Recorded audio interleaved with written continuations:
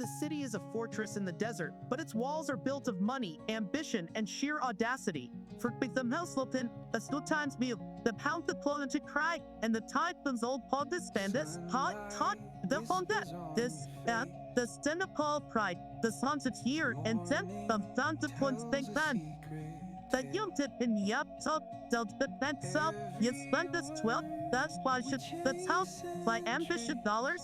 And a single, relentless question, can one man's desperate gamble to secure his own future actually reshape the most lethal region on Earth, or will it ignite the very conflicts he seeks to master? Welcome to the real geopolitics of MBS. To understand the monumental gamble of Mohammed bin Salman, we must first understand the cage he was born into. For decades, the Kingdom of Saudi Arabia operated on a delicate, fragile consensus. Power was distributed among hundreds of royal princes, balanced with the conservative clerical establishment of the Wahhabi religious scholars, and entirely propped up by a simple economic bargain, or revenues in exchange for public quiescence. The kingdom was a status quo power, cautious, reactionary, and deeply fearful of the revolutionary waves that had swept its neighbors.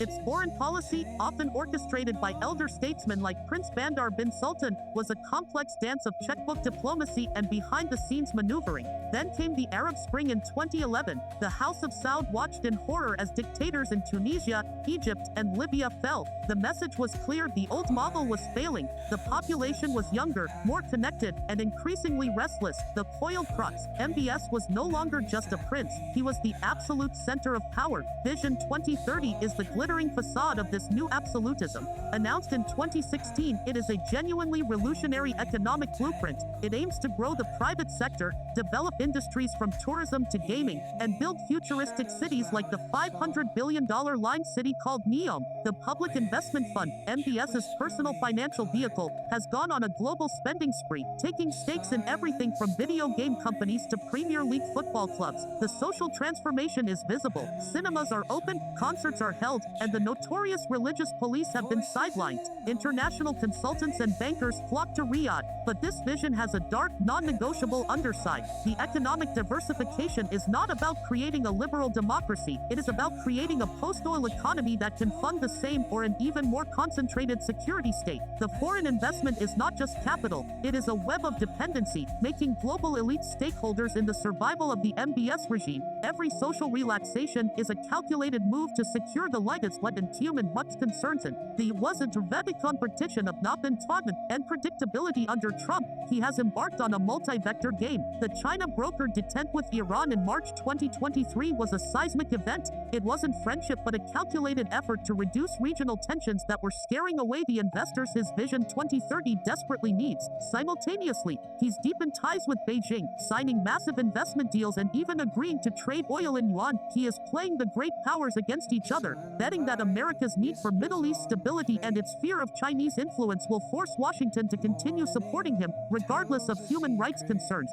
So, looking at this high-stakes geopolitical chessboard, with a leader simultaneously modernizing society at home while engaging in brutal realpolitik abroad, where do you draw the line? Is the social and economic transformation we see in Saudi Arabia a genuine positive illusion that requires a strong centralized hand to push through, or is it merely a sophisticated public relations campaign designed to whitewash the consolidation of a new, more personalistic and potentially lethal dictatorship? I want to know what you think. Is MBS a necessary modernizer for the 21st century, or is he a dangerous disruptor whose methods are creating long-term instability? Let me know your take in the comments below. This brings us to the ultimate implication of the MBS gamble. The kingdom is no longer just an oil state, it is becoming a defined sovereign wealth fund with a military, pursuing what analysts call a hyper-sovereign foreign policy. The problem with hyper-sovereignty is that it clashes with other hyper-sovereign actors like Iran, Israel, or Turkey. MBS's strategy is one of maximum optionality, friend to Washington and Beijing, detent with Tehran, and open to normalization with Israel, all while maintaining a domestic system of absolute control. It is an incredibly complex balancing act. The risk is not just a miscalculation in a regional conflict. The greater risk is structural. His entire project, Vision 2030, depends on sustained high oil prices to fund the transition, a stable region to attract talent and capital, and the continued tolerance of Western governments for his authoritarianism. If any one of these pillars cracks, if a global recession slashes oil demand, if war with Iran erupts, or if a future U.S. administration finally decides to prioritize values over interests, the entire careful carefully constructed edifice could tremble. Mohammed bin Salman is not just reshaping Saudi Arabia, he is testing a new model of 21st century authoritarian capitalism and real-time transactional geopolitics.